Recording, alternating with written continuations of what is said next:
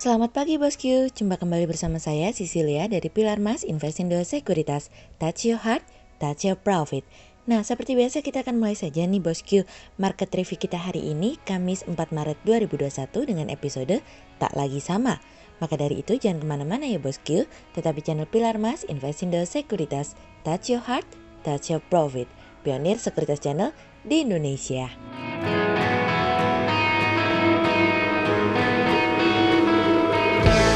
Seperti biasa kita akan mulai dari Global Economics Calendar. Ada berita dari US MBA Mortgage Applications yang naik dari sebelumnya minus 11,4% menjadi 0,5%. Kemudian ada dari US ADP Employment Change yang turun dari sebelumnya 195K menjadi 117K. Kemudian ada dari US Market US Service PMI yang naik dari sebelumnya 58,9 menjadi 59,8. Kemudian kita beralih ke Corporate News. Ada berita dari PT Sepatu Bata Tbk atau Bata yang berniat tambah gerai offline di 2021 dari kontan.co.id. Kemudian ada dari PT Pyridam Pharma Tbk atau PYFA yang targetkan pertumbuhan top line lebih dari 50% tahun ini dari kontan.co.id. Kemudian ada dari PT Sawit Sumber Masarana Tbk atau SSMS yang menyiapkan anggaran belanja modal alias capital expenditure sebesar 550 miliar rupiah untuk tahun 2021 dari kontan.co.id. Kemudian pada perdagangan hari Rabu tanggal 3 Maret 2021, IHSG ditutup menguat sebesar 17 poin atau 0,28% menjadi 6.376. Sektor aneka industri, keuangan, pertambangan, infrastruktur bergerak positif dan menjadi kontributor terbesar pada kenaikan IHSG kemarin. Sementara investor asing mencatatkan pembelian bersih sebesar 521 miliar rupiah. Kemudian kita akan masuk ke market review kita hari ini. Cerita hari ini akan kita awali dari key point obligasi. Lagi-lagi setelah tadinya sudah mulai tenang, US Treasury kembali mengalami kenaikan kemarin. US Treasury kembali mengalami kenaikan yang dimana sebagai bagian dari naiknya ekspektasi inflasi 5 tahun melebihi 2,5%. Ketika ekspektasi merebak di pasar, tentu saja para pelaku pasar dan investor khawatir bahwa perekonomian lebih cepat pulih dari yang diperkirakan, namun tidak diikuti oleh inflasi dan ketenagakerjaan yang memadai. US Treasury 10-year kembali mengalami kenaikan, namun tidak banyak, masih di bawah 1,5%. Namun permasalahannya bukan lagi US Treasury tapi ekspektasi akan inflasi dalam kurun waktu 5 tahun mengalami kenaikan mencapai 2,5%. Dan ini merupakan pertama kalinya ekspektasi inflasi mengalami kenaikan sejak 2008 silam, yang dimana kala itu juga didorong oleh kenaikan harga minyak. Pertanyaannya sederhana nih bosku, kenapa sih itu ekspektasi inflasi pakai acara mengalami kenaikan begitu? Karena nih ya, Joe Biden Presiden Amerika kemarin memberikan pengumuman bahwa vaksin harus tersedia cukup untuk semua masyarakat Amerika yang berusia kategori dewasa pada akhir Mei nanti. Tidak hanya itu saja loh, Biden juga mengatakan akan memoderasi rancangan stimulusnya agar dapat memenangkan hati semua orang supaya dapat mendukung rancangan undang-undang tersebut. Saat ini kami melihat akan ada pertarungan besar abad ini dengan situasi dan kondisi sebagai berikut. Ekspektasi inflasi naik yang mendorong US Treasury jangka pendek mengalami kenaikan. Namun, inflasi sesungguhnya di dunia nyata belum pulih di mana pasar ketenagakerjaan belum terbentuk sempurna. Haruskah suku bunga naik untuk menyesuaikan ataukah The Fed akan menjaga pasar tetap stabil dan memperlambat momentum pemulihan sehingga pemulihan perekonomian dapat pulih sesuai dengan waktunya? Karena apabila perekonomian pulih sebelum waktunya, dengan data inflasi dan ketenagakerjaan tidak mendukung, ini hanya akan menjadi sebuah lagu nih bosku, rapuh. Volatilitas di pasar obligasi masih akan sangat tinggi. Oleh sebab itu, kehati-hatian akan menjadi salah satu yang harus diperhatikan. Apabila penurunan kemarin hanya membuat imbal hasil obligasi naik lebih tinggi, maka kita juga harus bersiap. Namun fokus utamanya adalah mengubah tren jangka pendek terlebih dahulu agar dapat terlihat bahwa US Treasury mengalami penurunan. Di tengah kepanikan yang melanda pasar, para pembuat kebijakan di Bank Sentral Eropa tetap terlihat tenang.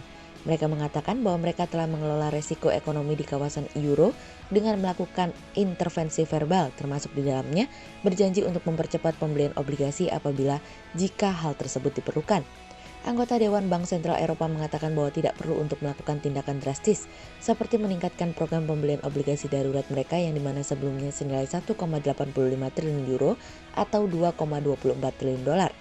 Wakil Presiden Bank Sentral Eropa, Luis de Guindos, dan Presiden Bundesbank, Jens Wittmann mengatakan bahwa pelaku pasar dan investor tidak perlu khawatir. Toh kata mereka kenaikan imbal hasil berasal dari Amerika, di mana ada prospek stimulus fiskal besar-besaran yang dimana tujuannya untuk memperkuat perekonomian yang memberikan dampak terhadap kenaikan ekspektasi inflasi. Namun dia lupa nih bosku, imbal hasil obligasi yang naik adalah negara nomor 1 di dunia yang tentu saja memberikan dampak multiplier efek kepada negara-negara yang lain yang berada di bawahnya. Meskipun Bank Sentral Eropa tetap tenang dan belaga keren gitu ya, namun beberapa pejabat di Eropa seperti Gubernur Bank of Spain pun cukup khawatir. Dirinya mengatakan bahwa Bank Sentral harus bertindak lebih kuat apabila imbal hasil obligasi mulai mengalami kenaikan untuk menghindari kenaikan tingkat suku bunga yang terlalu dini. Untuk dari Bank Sentral Eropa sendiri, Presiden Bank Sentral Eropa Christine Lagarde mengatakan bahwa dirinya akan memantau dengan cermat terkait dengan kenaikan imbal hasil obligasi tersebut. Meskipun sebetulnya kami berharap Oma Lagarde dapat memberikan pesan yang lebih spesifik kepada pasar akan tindakan Bank Sentral Eropa ke depannya. Kemudian cerita selanjutnya datang dari pro dan kontra. Rencana pemerintah dalam mengatur pelaku usaha minuman keras di tanah air menuai pro dan kontra dari berbagai pihak. Kebijakan tersebut tertuang dalam Peraturan Presiden atau Perpres nomor 10/2021 tentang bidang usaha penanaman modal. Pemerintah mengatur 4 klasifikasi minuman keras yang masuk dalam daftar bidang usaha dengan sejumlah persyaratan. Pertama, industri minuman keras mengandung alkohol. Kedua, minuman keras mengandung alkohol berbahan anggur. Ketiga, perdagangan eceran minuman keras dan beralkohol. Keempat, perdagangan eceran kaki 5 minuman keras atau beralkohol. Presiden Joko Widodo kemudian mencabut lampiran Perpres nomor 10/2021 terkait pembukaan investasi baru bagi industri minuman yang mengandung alkohol. Sementara itu dari sisi konsumsi ternyata industri minuman alkohol di Indonesia terbilang sangat rendah dan bahkan terkecil di Asia. Berdasarkan data Balitbangkes, dari total penduduk Indonesia hanya ada 2% yang menjadi konsumen minuman alkohol. PLT Direktur Industri Hasil Hutan dan Perkebunan Kementerian Perindustrian Edi Sutopo juga mengatakan bahwa produksi minol pada 2016 sebesar 283,9 juta liter dan hanya meningkat sekitar 9% dalam 3 tahun menjadi 315,41 juta liter pada 2019. Rata utilisasi pabrikan minuman alkohol pada 2019 pun masih rendah atau hanya pada level 51%. Artinya, tanpa investasi baru kapasitas industri masih bisa ditingkatkan untuk memenuhi bila ada kenaikan permintaan. Sehingga berdasarkan technical analisa, kami melihat saat ini IHSG memiliki peluang bergerak menguat terbatas dan ditradingkan pada level 6.329 hingga 6.428. Hati-hati ya bosku, karena arus masih akan berubah dengan cepat, apa yang naik mungkin bisa menjadi penurunan. Berikut stock watch pilar Mas hari ini ya bosku. Yang pertama ada dari BBRI, kemudian yang kedua ada dari UNVR, dan yang ketiga ada dari Cepin. Berikut 2 saham yang kami analisa hari ini ya bosku. Yang pertama ada dari PYFA atau PT Pyridam Pharma Tbk yang targetkan pertumbuhan top line lebih dari 50% tahun ini. Di tengah kondisi ketidakpastian akan krisis kesehatan yang sedang terjadi, sebagai perusahaan yang bergerak di bidang kesehatan tetap berkomitmen untuk mengejar pertumbuhan kinerja, di mana tahun ini menargetkan tumbuh 50%. Optimis tersebut seiring dengan masyarakat Indonesia kian harinya semakin sadar untuk menjaga kesehatan dan memperkuat imun tubuh. Sehingga berdasarkan technical analisa dalam tren pada jangka waktu short term berpotensi untuk bearish dengan target 950 dan tingkat probabilitas sebesar 60%. Kemudian yang kedua ada dari SSMS atau PT Sawit Sumber Masarana Tbk yang menyiapkan anggaran belanja modal alias capital expenditure sebesar 550 miliar rupiah untuk tahun 2021. Kebutuhan terbesar capex tersebut diperuntukkan non-planting yaitu 520 miliar, sementara sisanya untuk planting, di mana non-planting seperti pengembangan dan perawatan infrastruktur penunjang operasional seperti perawatan mesin, mekanisasi, pabrik pembangunan jalan atau kebun atau daerah sekitar perseroan, perawatan perkebunan dan pemupukan kelapa sawit.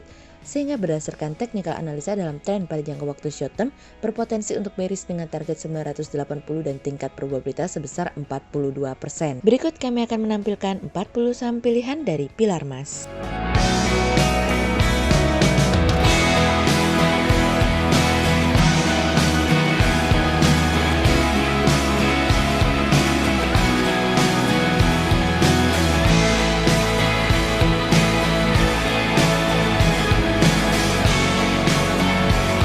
Sekian untuk review market kita kali ini ya bosku. Untuk info lebih lengkapnya bosku bisa download PDF dengan klik link di bawah video ini, atau bisa juga langsung akses ke website kami di www.pilarmas-investindo.co.id.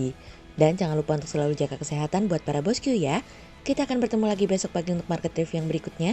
Jadi jangan lupa like, subscribe, dan tonton terus channel Pilar Mas Investindo Sekuritas. Touch your heart, touch your profit.